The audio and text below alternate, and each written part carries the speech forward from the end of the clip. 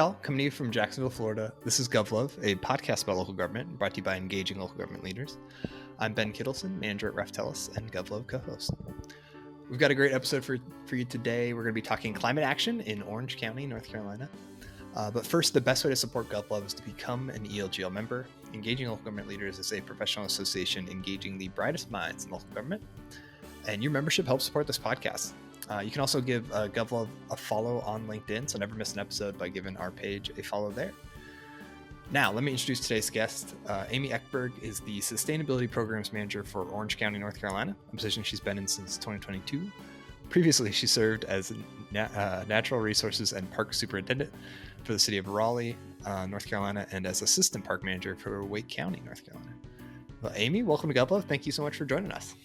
Thank you so much for having me. It's a pleasure to be here. Awesome. We have a tradition on the podcast to start with a bit of a lightning round to get to know our guest a little better. So my first question for you, what book are you currently reading? Well, I'm actually one of those people that has a couple of different books on their nightstand. So I was highly recommended a book to read by a good colleague of mine called The Ministry of the Future by Kim Stanley Robinson. So I'm currently working through that. And then I also have The Overstory by Richard Powers on my nightstand, which is a really good read. Yeah, both are great reads. That Ministry of the Future is a tome, if I remember right. So it's a long one. It is. It's a good one. All right, then my next lightning question for you. What's the first album that you bought? Well, this is going to date me a little bit, but I guess it would be the Go-Go's Vacation album. And I also remember picking up Prince's Purple Rain. Oh, nice. Awesome. Yeah, I don't know what I'm going to do when we start like having the first couple people that like have never bought an album. Oh, like, yeah. Like came up with like Spotify or Apple Music or whatever. I'm going to have to change the question. All right, my next lightning round question for you. Cake or pie? That's an easy one. So I grew up in California and I developed an affinity for orange cake, and it's a cake that I always have to have at every birthday. So I'm definitely going with cake on this one. Ooh, orange cake. Okay. I'll have to try orange cake sometime. That sounds great. Yeah, got to try it. All right, then my last lightning question for you. Where do you go for inspiration? So I'm fortunate to have a nature preserve next door to where I live here in Raleigh. And I would say I just go there. I walk amongst the trees and the lake, and it's a great place to get back to center, clear my mind, and open it up for inspirational thoughts to come in. I love it. Awesome. Well, I gave a little bit of the highlights of some of your background at the beginning, but for you, what was your path in the local government? How did you end up kind of in the position you're in today, and what took you from where you started, or from maybe even from California to working for Orange County? Yeah, so that's a great place to start. I did grow up in Los Angeles, actually right next to the LAX airport. So obviously that was a very urban environment. I had 747 jets in my backyard. So a lot of, just noise pollution, air pollution, a lot of traffic, a lot of smog. And I guess you could say I experienced some nature deficit disorder as a result. So when I was in my early 20s, I had an opportunity to move to North Carolina, and I just absolutely fell in love with all the open space, with all the parks that are here in this area. And consequently, it kind of kicked off a career for me in natural resource conservation. I initially started off doing environmental education. I mentioned the nature preserve that I live next to. I started doing environmental education at that preserve. I got my certification in environmental education through the North Carolina Department of Environmental Quality. And that ended up turning into a job with the Nature Preserve as assistant manager, where I was able to, just really do some more of that education and work with volunteers on natural resource conservation initiatives, to do some park operation stuff. And I loved it. And I eventually moved and left to go to Wake County Parks, serving as assistant park manager over at Harris Lake County Park, which is in the southern part of Wake County. It's got a huge lake, mountain bike trails, and lots of hiking trails. And then we also oversaw the American Tobacco Trail, which is a really cool rails to trails, multi-purpose 22-mile trail system in Wake County. So while I was there, I was in charge of environmental education and also putting on special events. I developed the park's first longleaf pine festival. I worked a lot with providing education for school groups and public groups. I did summer camps, did invasive removal, work with volunteers, and also some prescribed burns in our longleaf pine restoration area, which is really cool. And then the previous park that I worked at, the park manager ended up retiring, and I applied, and I started my career with the city of Raleigh as park manager of Durant Nature Preserve. And I was in the position overall for 10 years. But during that time, we opened up another preserve called Horseshoe Farm Nature Preserve, which I oversaw. It was a 146-acre nature preserve located on an oxbow of the Neuse River. And the cool thing about that preserve is that it was designed to be a model of sustainability within the city of Raleigh's park system. We actually were part of a pilot program for the Sustainable Sites Initiative through the U.S. Green Building Council. And we received certification at the silver level for the design of that park.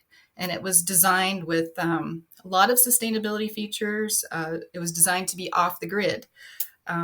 So we had things like LED lights, the first composting toilet in the city of Raleigh park system. Cool. Yeah. We had things like permeable pavement, bioretention gardens. We planted like 2,000 native plants when we were building the park. So I really kind of got interested and involved in sustainability through the design of that particular park. Yeah. And I also had, a really great opportunity to collaborate with our Office of Sustainability in the city of Raleigh, and they're doing amazing work. So I got to talk to them about things like, hey, can we get a solar EV charger over at Horseshoe Farm? And, trying to make that transition to electric landscaping equipment to be able to maintain our parks more sustainably. And just, really to serve as an advocate within our park system for, overall sustainable practices. And so I know I'm getting a little long-winded here, but I'm getting to my big point is, we all have that, I think, kind of pivotal moment in our lives that kind of changes the trajectory of, what we're doing in life. And for me, that moment came when I was at work one day. It was in the middle of winter or in early February, and I was at work in the office with a colleague of mine, and we were checking the weather radar and noticed that there was this weird, pop-up thunderstorm. It was like a 75-degree day that day, which is very unusual for the middle of winter. And we ended up experiencing like this extreme microburst, essentially like a tornado. And it created, extensive damage in the preserve. 200 to 300 trees came down. We had trees that crashed through the office that we were in. Basically, we were lucky to make it home that night. And so the park ended up being closed for, a couple of months during cleanup. But, it was really that experience that just made me reevaluate, what I was doing, what I wanted to do. I have a love of, natural resources and wildlife. And I was really looking at, how can I make more of an impact? This is obviously an event that was caused by climate change. And so I just, spent some time evaluating my career path and decided to go back to school. I went to Virginia Tech's Executive Master's program in Natural Resources through the Center for Leadership and Global Sustainability. It was an accelerated year-long program, and I did that during COVID, which was interesting. And it just kind of gave me the tools, to feel comfortable and competent to go after a sustainability-focused position. And so once I graduated, I was able to start looking around, and I was really fortunate to find the position in Orange County that I'm in currently. And just, really gave me a great start to hit the ground running and do what I'm doing now. Yeah, yeah. No, that's an amazing story. I love the path from like just working or loving the preserve next door all the way to like making a career out of it, and then pivoting some. So Yeah. I'm curious. You talked about why you made the switch to sustainability, but having this background in you know natural resources and park management, how do you think that helps you in your current job? Like, obviously, we'll talk more about what your office in Orange County does, but I'm just curious, like, how that kind of background maybe gives you a unique, I don't know, perspective or skill set going into this kind of work compared to maybe somebody like me that's more of like a general local government person and not like a park manager beforehand. Yeah, I mean, I definitely have a strong leaning towards natural nature based solutions Mm. in the work that I do, and so I'm really looking at how can we plant more trees, and how can we create rooftop gardens, and how can we work with our ag community for regenerative agriculture to promote carbon sequestration, and so for me, that's kind of my wheelhouse, and those are things that I really enjoy, and I'm able to bring that aspect into the work that I do with reducing carbon emissions in Orange County. And so I tend to kind of look through things through that nature-based solutions lens, because I think that kind of holds the key to a lot of Mm. the issues that we're facing today. Is if we can go back and help preserve our natural spaces for the benefit of our wildlife and for the benefit of the quality of life for us in the communities that we live in. Yeah. Yeah. Oh, I like that. And that's probably, those kind of solutions are probably, I don't know, they probably aren't often brought to the table unless you have that background and know some of that stuff. Is that fair? Yeah, yeah, and they're also usually the most cost effective solutions Yeah. too. And serving in local government, that's always in the back of your mind. Yeah. How can we afford this? Yes. Especially, yeah, especially stuff that might be seen as nice to have, like in some organizations. Yeah. Exactly. Um, so, maybe for my next question, maybe two parts. So for folks that maybe haven't been or don't know about Orange County, North Carolina, and for our listeners that haven't been, can you give us a sense of the county and kind of what it's like, and then I want to hear a little bit more about kind of the sustainability work in the county and like what informs it and kind of the size of your team and all that good stuff. Yeah, so Orange County is really unique in that, we're a nice mix of urban and rural. Mm-hmm. We have the town of Chapel Hill, which I think everybody is familiar with, UNC, Medical Center, and then we have the town of Carborough, town of Hillsborough, which is more of a historic town in our county. And then we have a lot of rural areas. We have a really vibrant ag community. Agritourism is really strong in Orange County.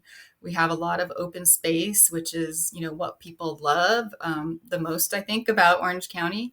The fact that we have, such cutting edge universities. We've got Duke in our backyard as well, NC State or nearby. Just to be able to, partner with these institutions of higher learning and all the great businesses that are in our area, as well as the ag community, is really I think very unique, and what draws a lot of people into Orange County. And it creates just a lot of different opportunities and different you know uh, ways that we can innovate and work together to solve climate action problems. And then I'm sorry, what was the other part of your question? Can you talk about the sustainability work in Orange County, Yeah. kind of what guides your work and your team and all that stuff? Yeah. Okay. So I was a team of one for a while. I started, as you mentioned, in 2022. And um, last October, I was fortunate to bring on a sustainability specialist part time. And she's amazing. And then just this past April, I was able to bring on a full time position to help support the rollout of our brand new climate action plan. So we now have a team of three, which I'm super excited about. And you're asking about what drives our work. So Mhm. I think, right now we have the Inflation Reduction Act funding. And so it's kind of like a bit of whack-a-mole with grant funding. It's like there's so many opportunities out there, and we have to really hone in on, what we have the capacity for, just because, it's really easy to get overwhelmed with all the different funding that we have at our disposal. So that's driving some of the work. But underpinning that is we do have, as I mentioned, our brand new climate action plan. And that serves as our roadmap to be able to, decide, which funding opportunities are going to work best for us and to help us achieve our goals. I would say, we have an incredibly supportive board of county commissioners that are all about, moving forward climate action initiatives to put funding forward for the things that we want to do. We also have an incredibly supportive and engaged community, which is awesome. And then most recently, we just passed a brand new strategic plan for Orange County back in December of last year. And this talks about, the trajectory and who we want to be and how we want to get there for the next 5 years, essentially. Yeah. And climate and the environment is featured predominantly in our strategic plan. And it talks about our overall vision, which is, really to enhance the quality of life for all residents, and tackling climate change and protecting our natural resources is an important way to do that. Awesome. No, that's great. Yeah. And I saw that you had adopted a climate action plan last year. So congrats. And thank you. it's a big deal. So maybe what went into that process? I'm curious, like how you approached it and like how you got kind of buying around it. And then can you talk maybe about some of the focus areas that, you're working on or that you want to highlight from the plan? Yeah, you bet. So Orange County had been working on climate initiatives for a while. And we didn't have a specific roadmap or plan. So when I came on board, that was the first thing that I heard from our board is, Amy, we want you to work on a climate action plan. So it was a little bit intimidating, being brand new to have such a big project to work on. But in many ways, it was a wonderful learning opportunity for me. I really dove in with both feet, both arms, and everything else to pull this off. We had a year to do it. We did work with a consultant, which was nice. And we also developed an internal climate action team, which was made up of leadership from our different departments within Orange County. And they played a pivotal role in really providing input into the plan from, their perspectives and the work that they do. So that was really great to have that internal buy-in into the plan. And then, I mentioned we have a really engaged community in Orange County. And so getting community engagement and feedback into the plan was an integral part of the whole overall planning. And so we offered, several different engagement sessions. We talked to our business community. We talked to nonprofits and various community groups. And we really tried to get student input into our plan. So we reached out to Durham Tech, UNC Chapel Hill, and then our 2 school districts to really get as much student perspective as we could into our plan. And then we also engaged our county staff as well. And we did all this through in-person sessions, virtual sessions, surveys, really trying to, branch out and hit all the different ways of communication. And so, from that feedback, we heard what was important to the community to include in the climate action plan. And we developed a draft of the climate action plan. And then we brought it all back out to the community again, let them read through it, answered questions, provided more engagement sessions. And then we were able to finalize our plan. And we did that back in November of 2023. But our plan is essentially broken up into 5 different focus areas.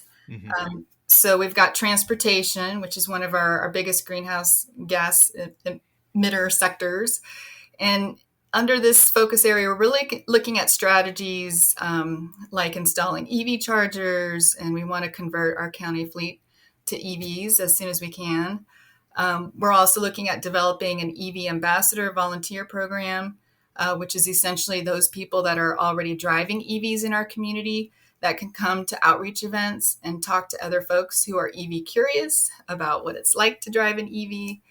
And then we're working with an amazing intern right now at UNC Chapel Hill who's helping us to develop an anti-idling campaign for county staff. So that's really cool. And that's one of our strategies. And then we have building environment and energy as our second focus area. And here we're looking at strategies that are going to create energy efficiencies in our buildings.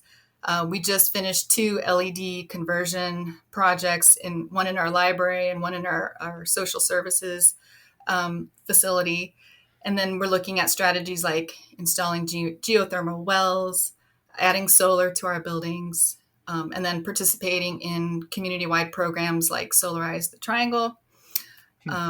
And then our third focus area is green community. And this is where those, nature-based solutions come in that I was talking about earlier. So we have a strategy, for example, of planting 10,000 trees in 10 years. We really want to promote native landscaping throughout the county. We would love to, be able to promote, transitioning traditional lawns into, native habitat spaces. And then we want to promote sustainable ag practices through regenerative agriculture. So things like cover crops and no-till and polycropping are things that we're talking about with our county extension office and our farmers in the area. And then our fourth focus group or category is resilient community. And here we're looking at strategies such as implementing green infrastructure measures like permeable pavers, rooftop gardens, deploying sensors to monitor, flood-prone areas in the county. Things like using heat reflective paint to help lower temperatures, installing solar parking lot canopies, monitoring air quality and all that good stuff.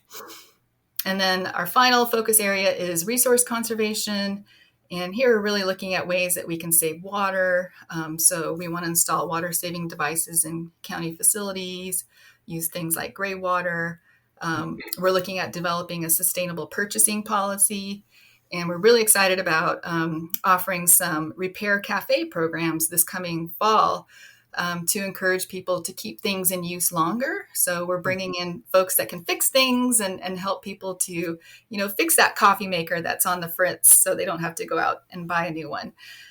So those are some strategies, and those are our 5 different focus areas in the climate action plan. All in all, we have 70 strategies and 188 associated action items. Who's counting? Yeah. Yeah, right.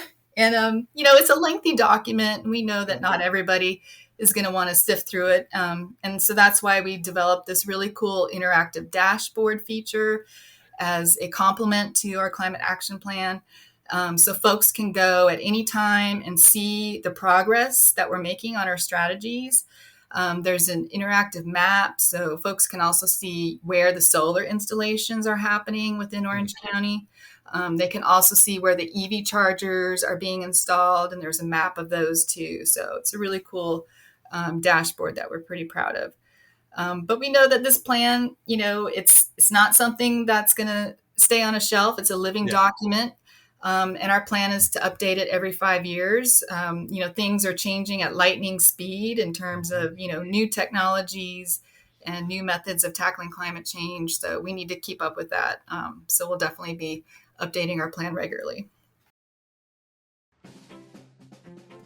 Hey friends, ELGL is excited to celebrate the 9th annual City Hall Selfie Day on Thursday, August 15th. This is your opportunity to showcase pride in local government by snapping a selfie in front of your favorite local government building. Just use the hashtag CityHallSelfie and tag ELGL when posting your pics on social media. Get your friends, get your coworkers, and get creative to compete for prizes in categories such as Best Dressed, Best Community Engagement, and People's Choice. Visit elgl.org for more information. We can't wait to see your beautiful faces and community pride on August 15th. Yeah, no, that's awesome. Yeah, and we'll be sure to link to both the dashboard and a copy of the plan in the show notes for this episode, so folks can check those out.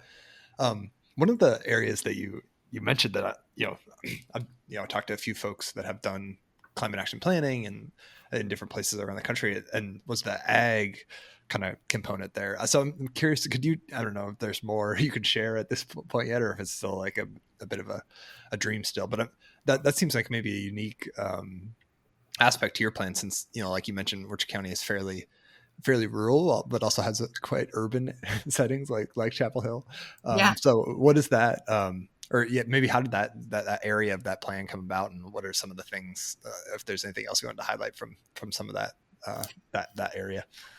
Yeah, I definitely want to highlight something that I have been working on in conjunction with our county extension office, and that is the potential of piloting an agrivoltaic project at one of our incubator farms, which is called Breeze Farm. And so Breeze Farm is basically a place where farmers can go that can figure out if this is the thing that they want to do, essentially. So we help provide the land and provide some resources, and then they can, test out what it's like to, farm a crop and see if it's a successful endeavor for them. And Breeze Farm was given to the state by Colonel William Breeze, and it was his mission in life to be able to farm that property sustainably. And so when he gifted it to the state, that was the intention. And so we're really excited about the potential to utilize Breeze Farm as a showcase of sustainable ag practices in Orange County. And one way to do that, we think, is through agrivoltaics. And when we look at resiliency, we think that agrivoltaics has a lot of promise. Because one thing, we know about climate change is we're experiencing more and more heat and more drought. And we need to, figure out ways that we can make our food supply more resilient to that. And so we're looking at also, how can we save land in Orange County as farmers age out of farming? We really don't want our land to be lost to development. We want to keep it intact. And so putting solar on top of land is a strategy that we think can help with those things. And so we're really excited about partnering with those higher learning educational institutions in our area to be able to, bring grad students out, research scientists, to study the impacts and the effects of having solar on top of, crops growing underneath, and, what crops will grow best in those conditions. And how can, a little bit of shading, help with extreme temperatures during the summer to help those crops grow more effectively. So that's one thing that we're super excited about. And then, just other things, when I look at, how we can innovate in this space, there's a lot of work that's being done with robots, with precision weed killing, application of pesticides. I think that was just in the news in The Guardian this week about that. And just, looking at drones and the possibility of utilizing drones for targeted irrigation. So there's a lot of really cool things being done with like soil sensors, and farmers using apps to, monitor what's happening out, in their fields. And so that's a space that I think has a ton of potential for Orange County. And we're really looking at collaborating with the city of Raleigh on this too, because they're forming a group of smart cities, local jurisdictions who are interested in exploring some of these high-tech innovations. And I think that's a space where we can really kind of dive into and see what we can come up with. Cool. That's fascinating. And I think points to maybe a unique role that a county government can play in this space, where you have that relationship with the ag extension program or the county's extension program already.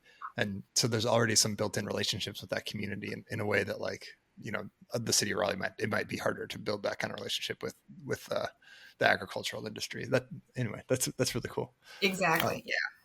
Well, you kind of transition nicely to one of my next questions. Is I saw that the county is part of kind of a regional resilience group, so with other local governments in the triangle. So can you I think there was a regional resilience assessment that I assume maybe informs some of the work going on at the county. So maybe can you talk about some of the regional aspect of this and how you kind of collaborate or or don't, Oh how yeah. you guys kind of work regionally on some of these topics? We do a ton of regional collaboration, which is awesome. And that's how we're getting this work done. So, yeah, the Triangle Regional Resilience Assessment, it was a cooperative partnership with the town of Cary, the town of Chapel Hill, the city of Durham, city of Raleigh, Durham County, and Orange County. And this group essentially produced an assessment of what our climate stressors were in 2019, and it provided some strategies for how we could address those stressors. Things like heat, floods, drought, wildfires in our communities. And we absolutely utilized this assessment when we were developing our resilient strategies for our climate action plan. And I think, an example of how we're utilizing that information now is we've been really focused on heat mitigation strategies and communicating out to our community, especially now that we're in, the throes of summer and it's been so hot. So we've been really trying to coordinate our message about heat mitigation with the towns in Orange County. And we're really, trying to promote our cooling centers. So those are, places like our libraries or our community centers where folks can go and get relief from the heat. We've been giving away box fans this summer to folks that need them, and just, really trying to, think outside the box and get creative with our messaging to announce these resources that we have to our community. Like we want to do special wraps for our transportation buses that run through town all day long that talk about our cooling centers and who to call for more information.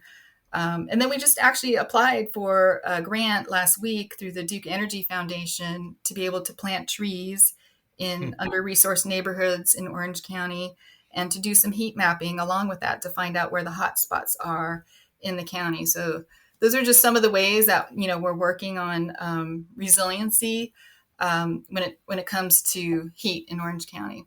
Yeah, very cool. Awesome. One of the programs I wanted to be sure to ask you about is the Community Climate Action Grant Program. So, what is that program? What is that program? Let's start there. Yeah. So this program started in 2019. So it's not that old, but it began at the behest of one of our then county commissioners, Mark Markopoulos, who was really interested in, I think, developing a mechanism to involve our community in climate action. And so this grant program it's funded through a 1/4-cent property tax. It's all community focused. All funds need to be spent in Orange County. And projects do need to promote climate action, and also they need to prioritize social justice and racial equity benefits. And the grant, it's open to all public and nonprofit entities. It's also open to small businesses. The first year of the grant, we actually didn't have the grant forms in place yet. So we didn't have like a formal grant process. And so we essentially work with our county entities, and we provided funding for things like weatherization in our community, some funding for solar for some of our schools, and then we did an LED light campaign. But now we have that formal grant process in place, and so anybody who's interested in applying for the grant does need to fill out the application, which is not too bad, I don't think, as grant applications go.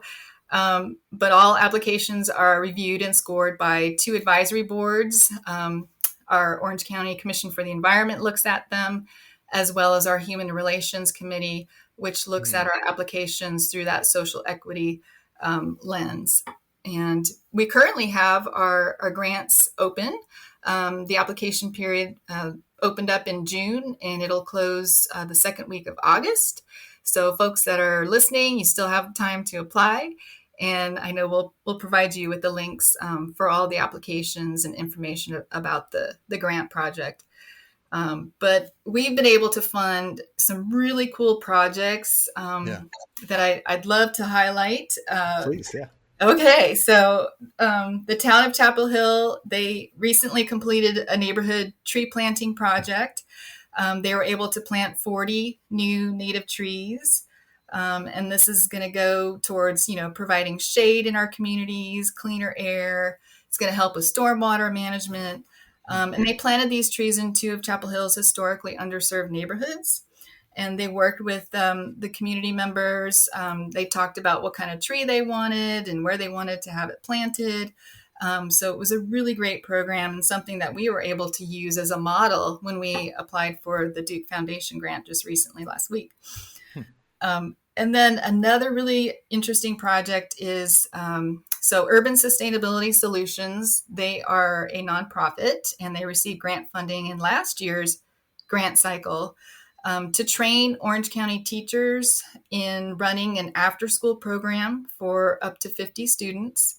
And they are essentially bringing the students out into the community to job shadow environmental contractors who are installing green infrastructure measures like rain gardens, like cisterns, riparian buffers, and other sort of sustainable stormwater best management projects. And so they're doing these projects in underserved and low income properties in Orange County that are suffering from flooding and erosion issues. So this program is providing these students with really important like workforce development skills. Yeah. It's providing them, with, environmental literacy and just, really building up their resume through boots on the ground projects. So that's really exciting. So that's underway. And then we also worked with the North Carolina Sustainable Energy Association on a grant. And their grant project was called NERP, which stands for Neighborhood Energy Reduction Program. And essentially they went out and they got neighborhood ambassadors that could go out and talk to their neighbors about, weatherization, energy efficiencies that they can do in their home, insulation, weather stripping, that sort of thing, to be able to, save them energy on their energy bills. And it was a really great program because, it was just, so community focused. And it actually served as a model for a grant that we ended up going after, Energy Efficiency Conservation Block Grant with Durham and Granville County, which we just received a few months ago to the tune of $1.5 million to essentially do, the same program on a larger scale. So that's just, a really cool synergy with the grants that we are providing out into the community and how those grants in turn help us to do our work. Oh, interesting. And then we've also been able to fund a couple of grants for compost monitors. And those are some folks that hang out at our farmers markets on Saturday mornings, and they talk to people about the benefits of composting. People bring their composting to us so that we can process it.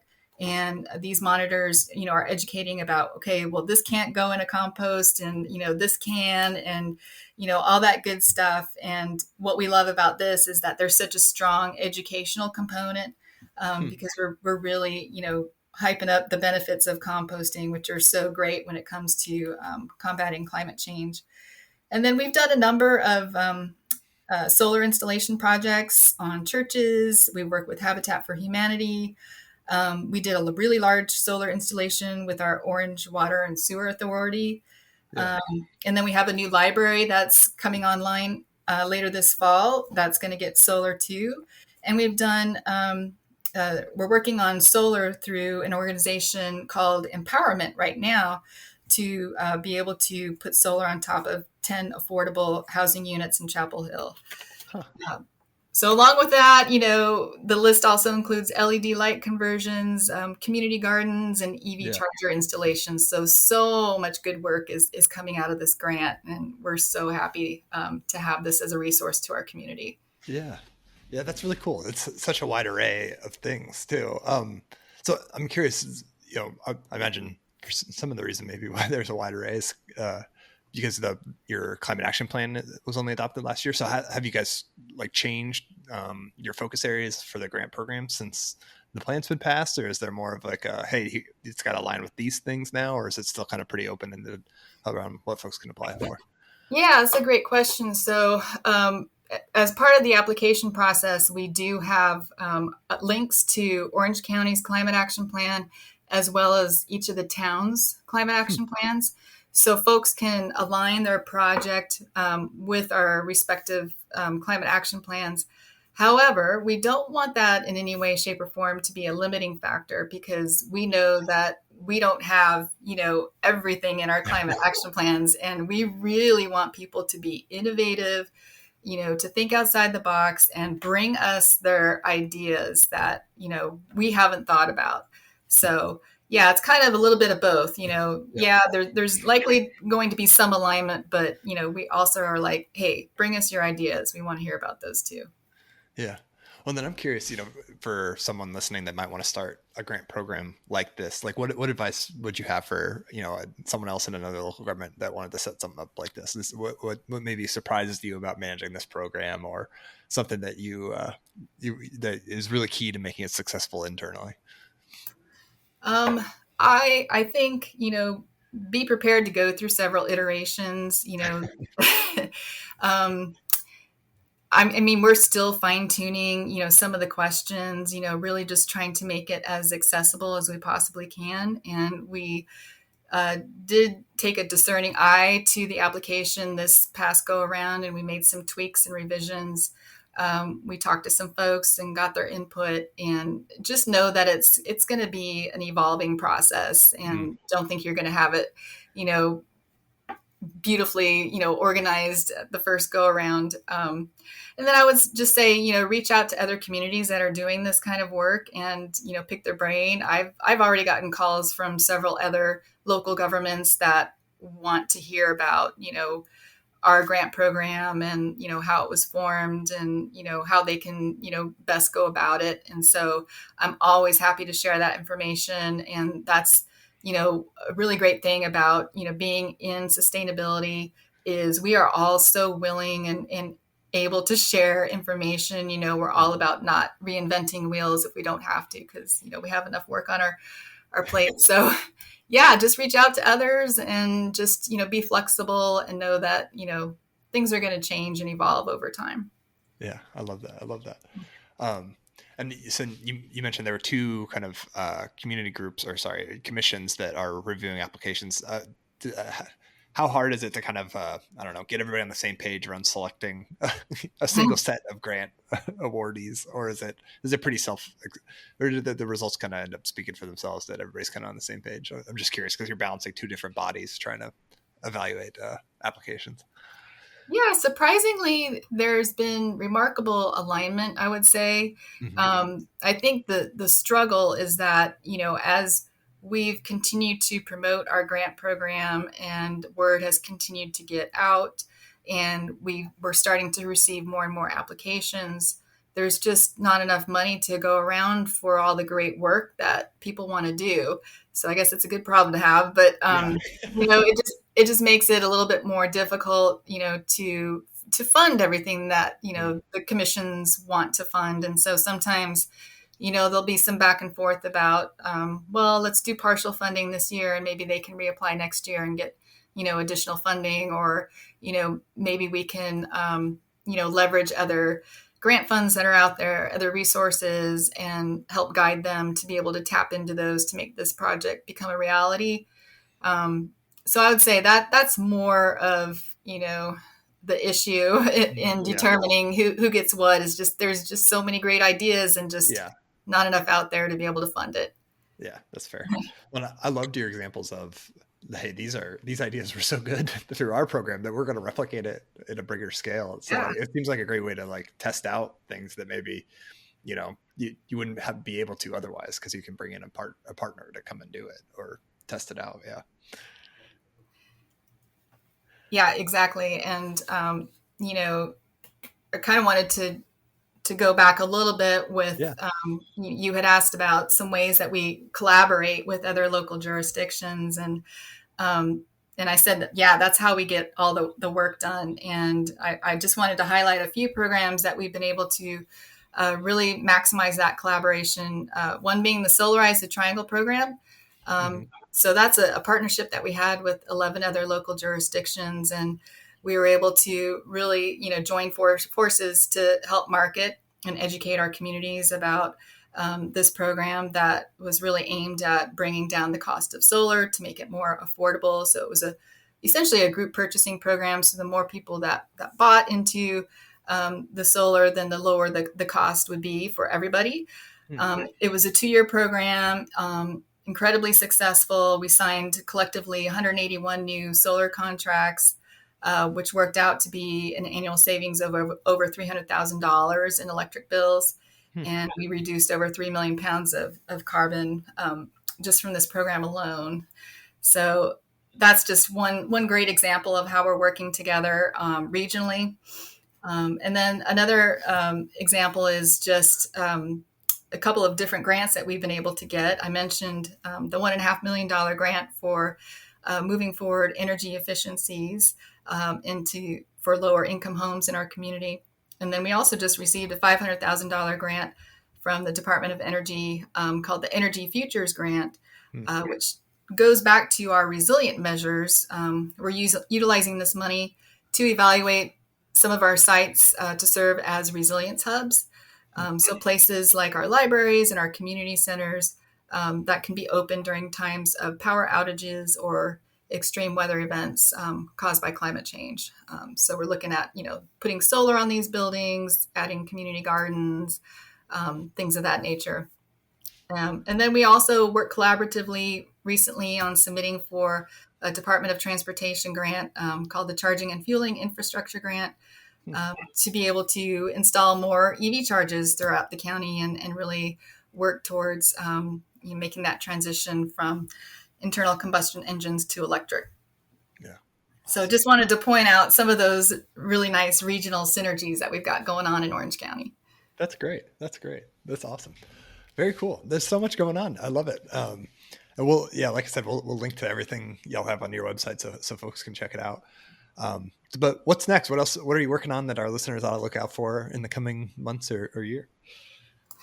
Yeah, there's so much. I definitely want to get the agrivoltaic pilot program off the ground. We're also looking at developing an internal green team within Orange County where we can identify, sustainable advocates in each of our departments just to, really educate our staff on what we're trying to do and sustainable practices in the workplace.